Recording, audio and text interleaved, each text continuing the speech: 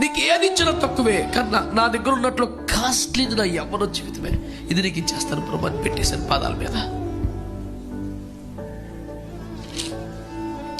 Wall పోస్టులో నా photo పడి, ఎక్కడ చూసినా బ్యానర్ల మీద నా ఫోటోలు కనపడి, వేవేల జనంలో నేను ప్రసంగించే వాల్ పోస్టర్లు బ్యానర్లు పడే కాలానికి నా వయసు 20 సంవత్సరాలు. నా బంధుమిత్రుల్లో సమకాలీన కాలంలో అంత చిన్న వయసులో అంత కృప పొందిన వారు బహుశా చాలా తక్కువ. ఒక ఆయన స్టేజ్ మీద ఉన్నాడు, జఫన్యా శాస్త్రి గారు.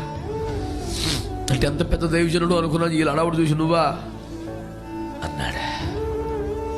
ఇంకొక దైవజనుడైతే, నేను ఇప్పటికీ 11,000 బాప్తిస్మాలు ఇచ్చాను, ఈడెవడో బచ్చేగా తీసుకొచ్చి నా పక్కన పెడతారా అని స్టేజ్ మీద ఇదే భాష వాడాడు, మైక్లో కోప్పడ్డాడు. తాము పెద్దలము అనుకునే వారి చేత బహుగా తృణీకరించబడ్డ ఆ చిన్న వయసులో తృణీకరించబడ్డ ఆ దైవజనులందరూ తమ సంఘాలకి నన్ను పిలిపించుకుని వాక్య పరిచర్య చేసుకునే అంతగా ప్రభు కృప చూపారు.